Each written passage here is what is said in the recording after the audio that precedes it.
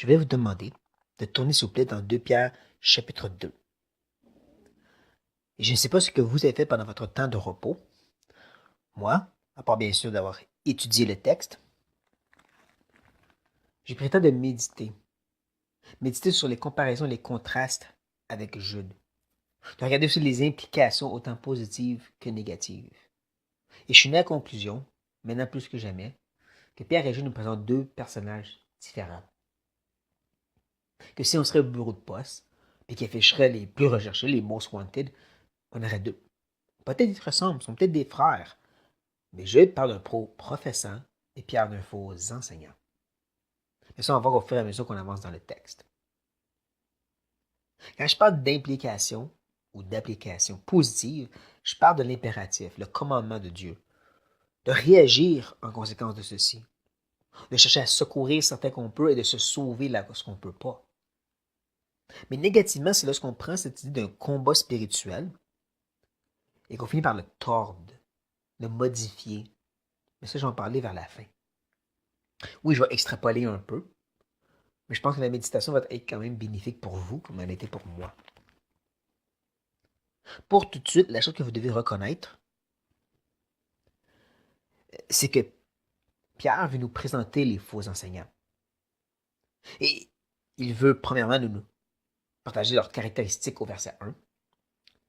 Ensuite, il veut se tourner vers leur influence ou le dommage qu'ils vont faire au verset 2.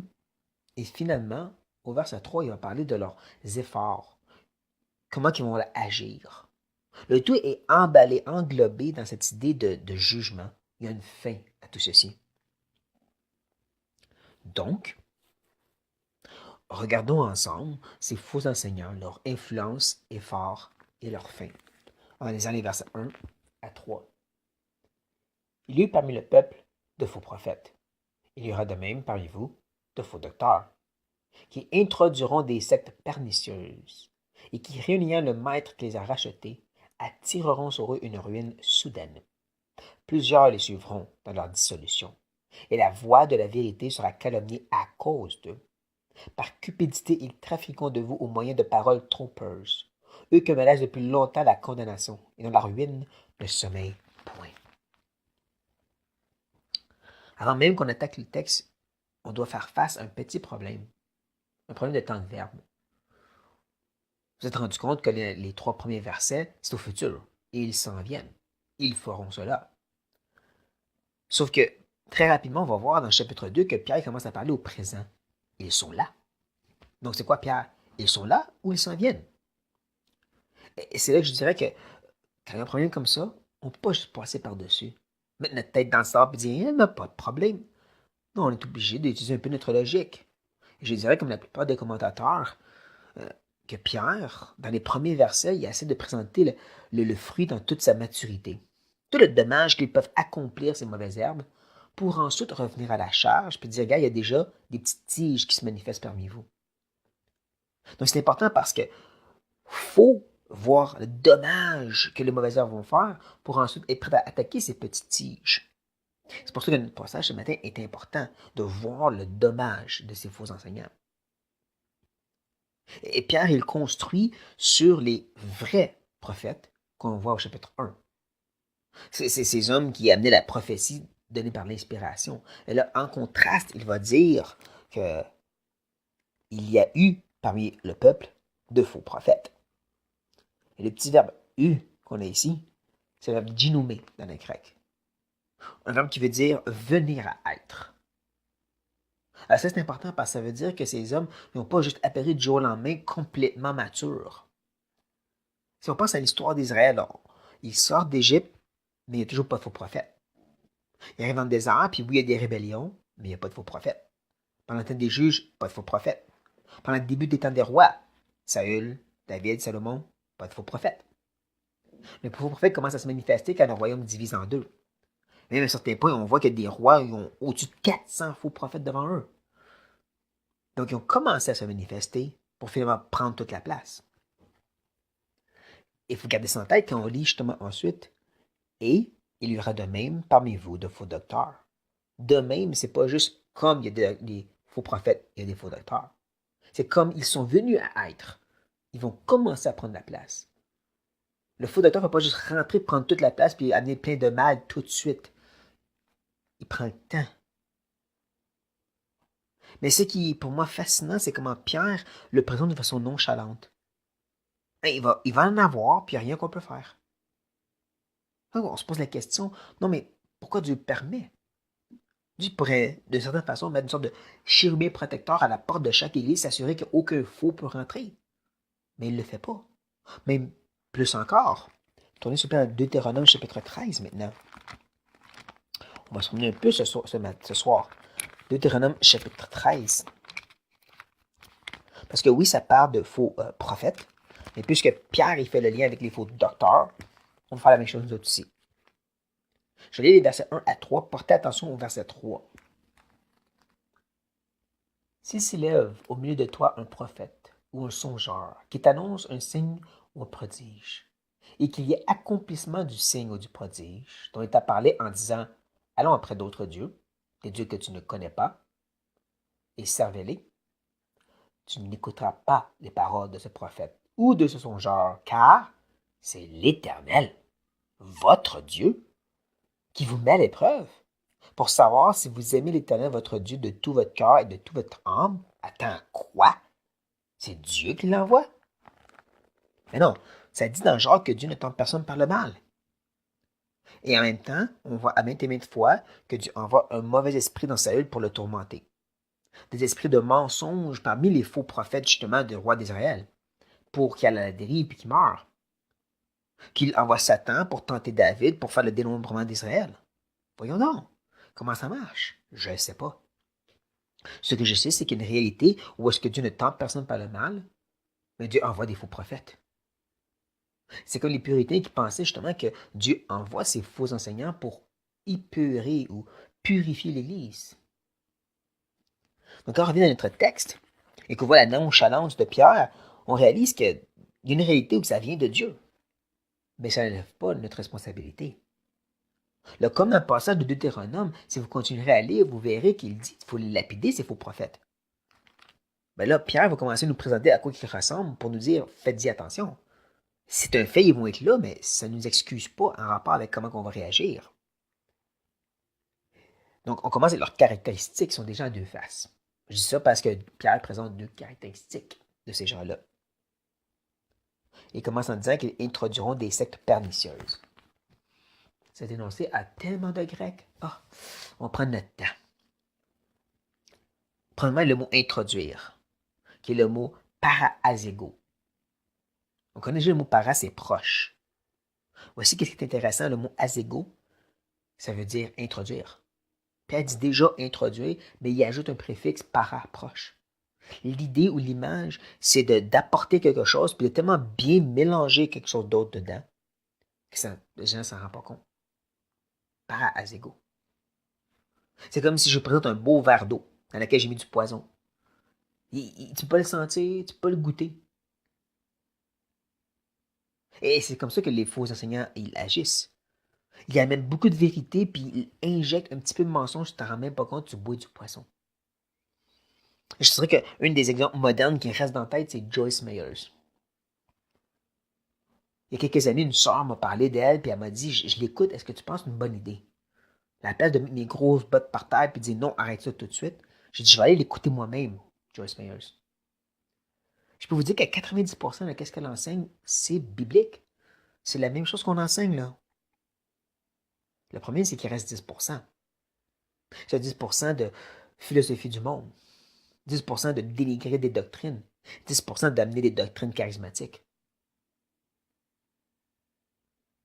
Là, j'aurais pas dit le mot doctrine. Mais là, vous dites, sauf que ça dit ici secte. Techniquement, dans le grec, Pierre, il dit hérasie, qui nous fait penser à hérésie, parce que c'est de là que vient le mot français et anglais heresy. Le mot veut dire choix personnel. C'est de forger et de choisir de s'attacher à un groupe d'idées. C'est pour ça que dans les évangiles, on peut lire le secte des Sadducéens ou le secte des pharisiens. C'est pas pour les dénigrer. C'est pour dire qu'ils ont choisi d'adhérer à ces idées-là.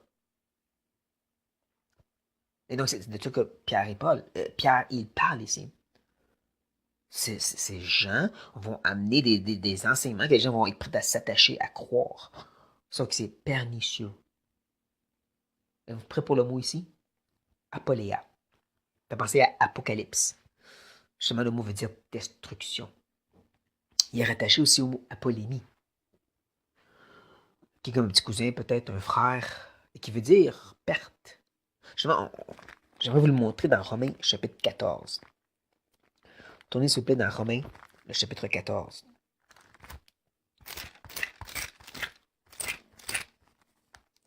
Le fameux chapitre où est-ce que la liberté chrétienne et les convictions sont discutées.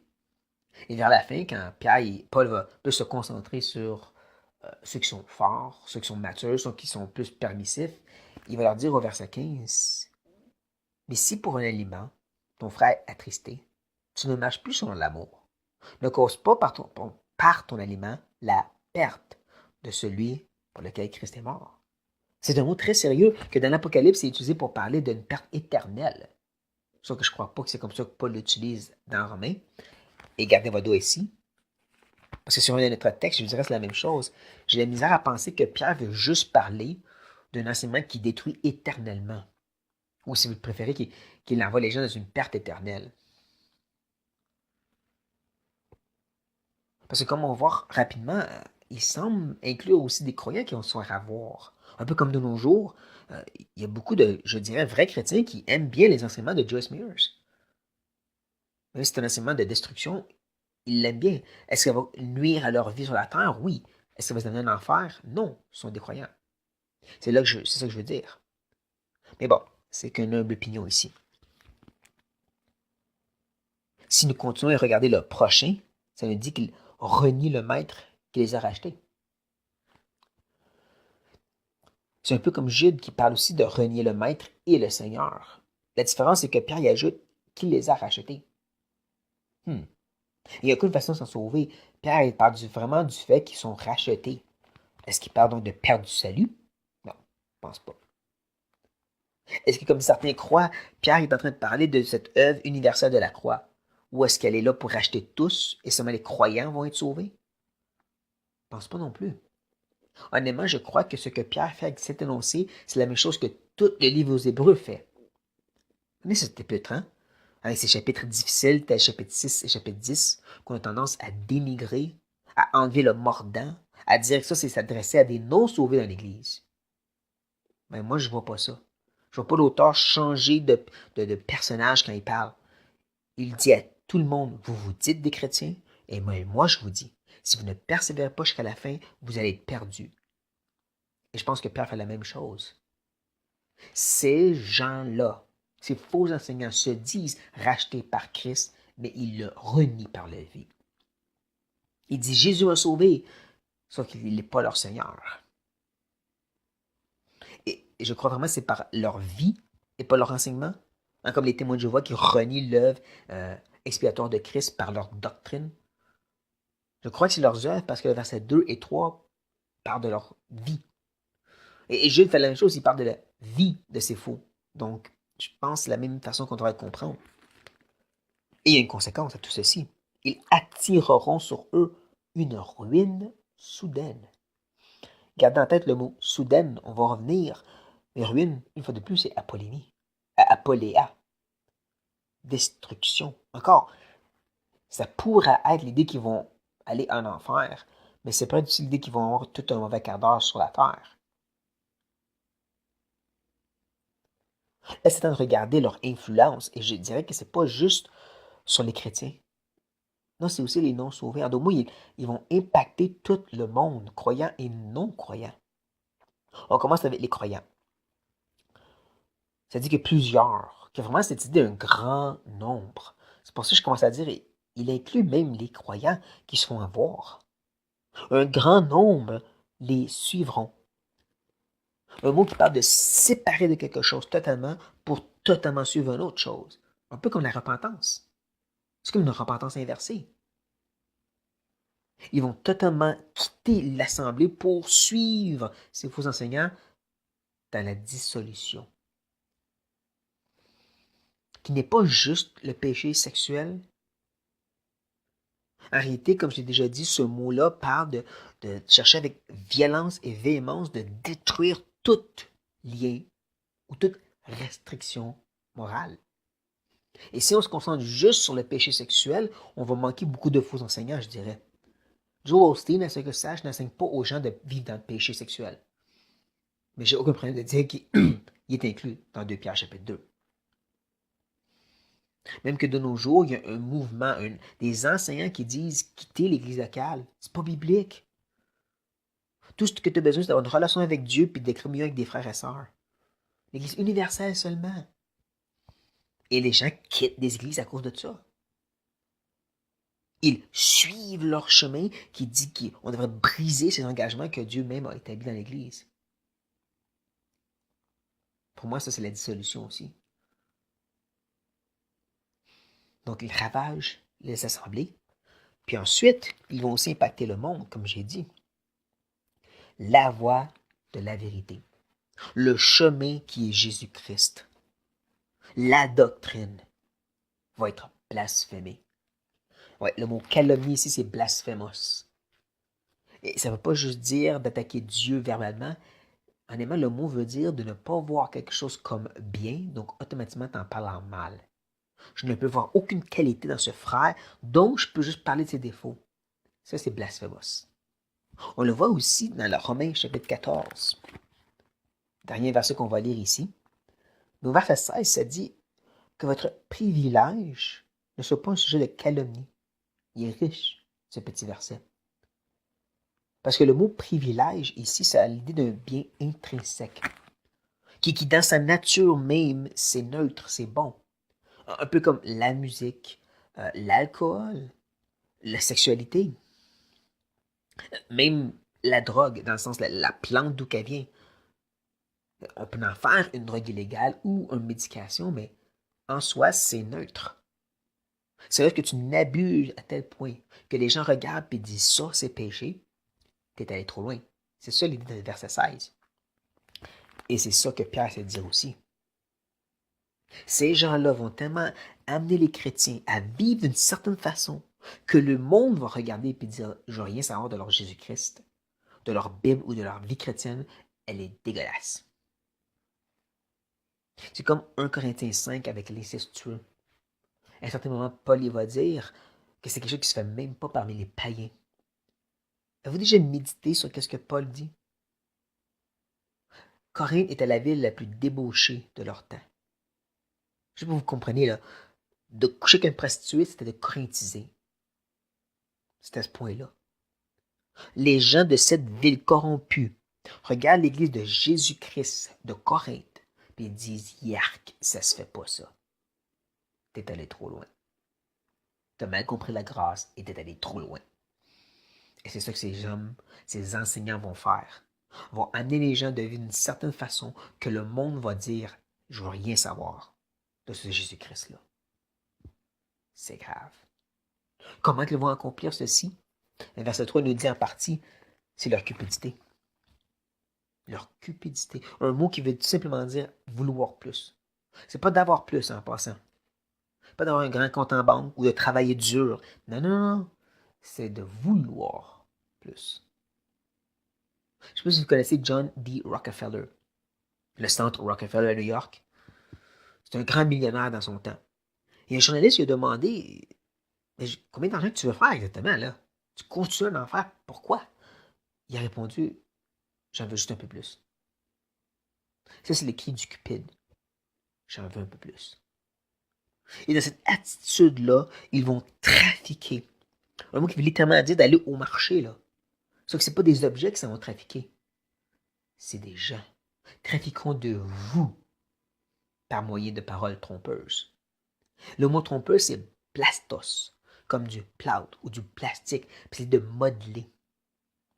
Par leurs mots, leurs paroles, ils vont transformer les gens en objets qui vont aussi pouvoir trafiquer. Les transformer dans des gens qui ont besoin de leurs livres, besoin de leurs conférences. En d'autres mots, ils vont les transformer en signes de pièces. Puis ils vont trafiquer d'eux autres. Et sûr, en retour, ces faux enseignants vont dire c'est pas de notre faute, Dieu nous bénit. OK. Regardons l'exemple d'un autre homme que Dieu a béni. Il s'appelle John Wesley. Vous ne savez pas, mais vers la fin de sa vie, il est devenu un auteur assez reconnu dans le monde chrétien. Au tout début de son ministère, il avait vraiment établi un budget très, très, très, très simple. Disons, pour être moderne, 10 000 $ par année pour vivre. Mais quand il est devenu un auteur, il a commencé à faire 100 000 par année. Mais il n'a pas avancé son budget de une seule scène noire. Il prenait les 90 000 puis il le donnait aux missions. Donc là, on a deux exemples. Les deux étaient bénis, sauf qu'il y en a un qui a donné, puis l'autre qui s'est acheté un jet privé. Il y a une différence, hein? On appelle ça la cupidité. Puis il y a une conséquence à tout ceci. Là, Pierre va ouvrir grand la parenthèse. Puis il va dire, eux que menacent depuis longtemps la condamnation. Arrêtez, le mot menace ici, c'est paresse. L'idée de cette première expression, c'est que cette condamnation n'est pas paresseuse. Qui va bien avec l'autre expression, et donc la ruine ne sommeille point. C'est comme si Pierre est en train de vraiment forger une sorte de créature qui ne sommeille point, qui ne paraisse point, mais qui va attaquer. Et ça marche avec justement le mot trompeur qu'on a vu tantôt, le plastos. Il va modeler lui-même quelque chose, une créature qui va les chasser et les détruire.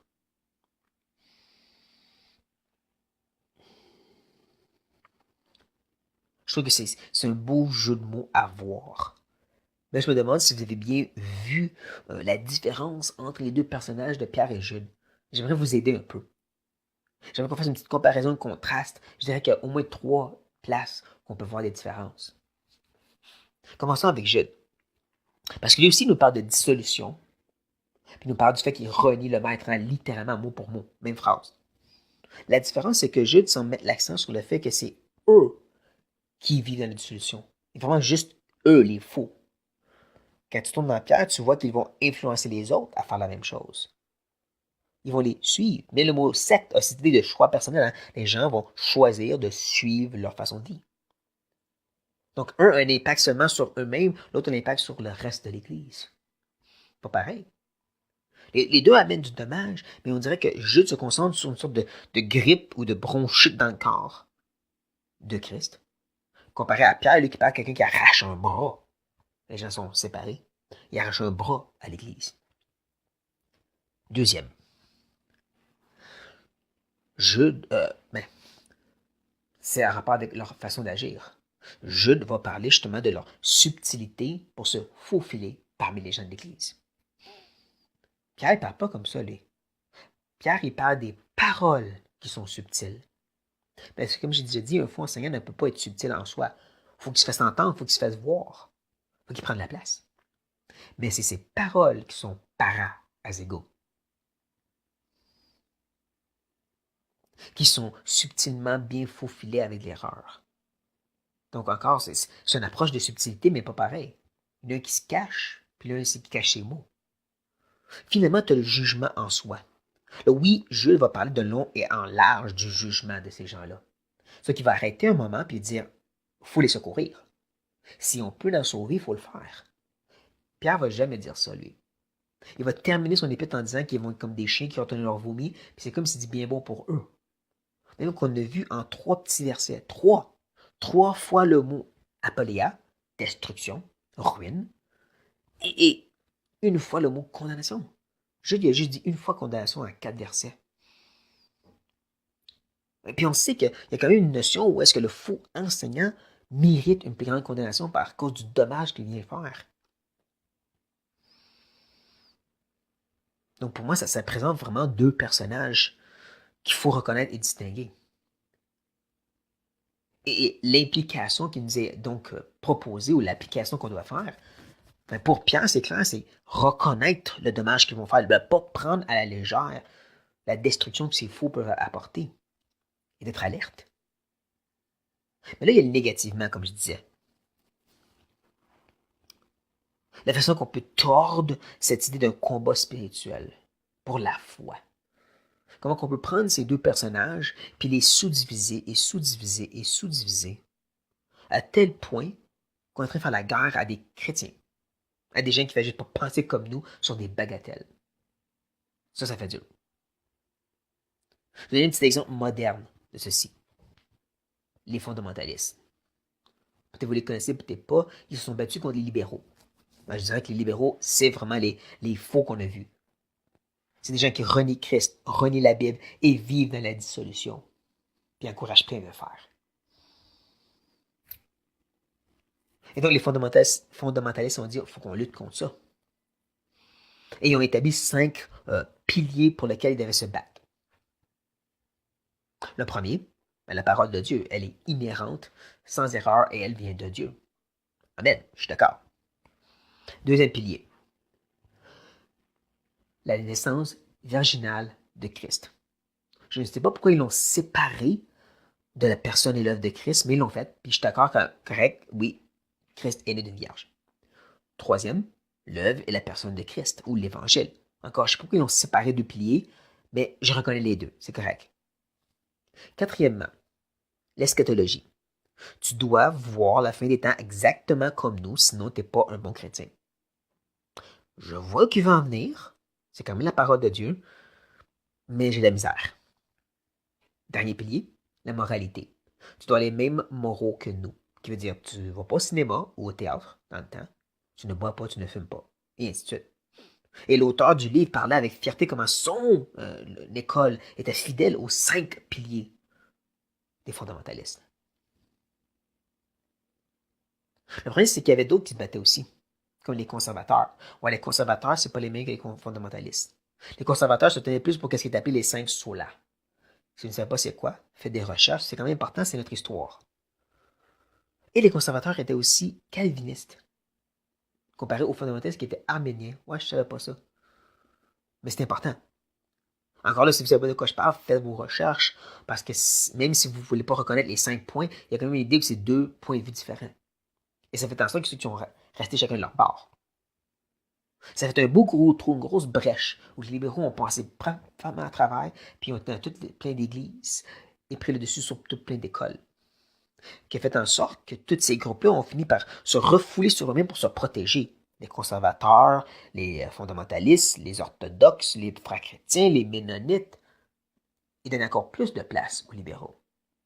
Parce que personne ne se battait contre eux. Ils se faisaient juste tenir le coup. Et là, on peut voir que ça a donné parce qu'en Europe, ils ont carrément dominé tout. Je veux dire, il n'y a plus vraiment de chrétiens là-bas, sérieusement. Puis en Amérique du Nord, c'est en train de prendre énormément de place. Parce qu'encore, on est trop préoccupé à se battre entre nous que se battre contre eux. Et ça, désolé, mais ça fait dur. Et nous ne sommes pas à l'abri. On ne peut pas se dire, oh, mais nous autres, on est corrects, là. Nous, on ne serait jamais rentrés nous autres ici. Je dirais que cette attitude nombriliste qui se concentre sur nous, on est correct, au détriment des autres, c'est pas biblique. Je suis présentement en contact avec des sœurs à Victoriaville qui sont un petit peu avoir par un faux enseignement qui s'appelle la réforme apostolique. Je ne savais pas c'était à quoi, donc ils m'ont envoyé un message. Le monsieur commence en parlant de notre identité en Christ. Je dis, ah, je pense la même chose. Il y a un problème, là. Sauf qu'il explique sa version à lui. C'est que, étant fils de Dieu, étant en Christ, on a le pouvoir de Dieu pour dire aux démons quoi faire et à Dieu. C'est une autre version de ce qu'ils appellent aux États-Unis name it and claim it. Tu as la foi, Dieu doit obéir. C'est pas moi qui vont dire, mais c'est à ça que ça ressemble. Mais qu'est-ce que je fais avec ces filles-là? Ben, désolé pour vous, nous autres, au moins, on a une bonne église. Non, pour moi, ça ne marche pas, cette façon de penser. Comme j'ai déjà dit, on fait partie d'un œuvre universelle, éternelle, quelque chose de plus grand que nous. Et lorsque les pièces de la machine, l'église locale, la dénomination, se concentrent sur soi-même au détriment que la machine se fait souiller, on a failli à notre job. Dieu n'est pas venu sauver un pied, il est venu sauver le corps de Christ. Mais ça, c'est moi. T'exagères, je capote, c'est mon genre. C'est mon humble opinion, vous êtes dans le désaccord. Prions.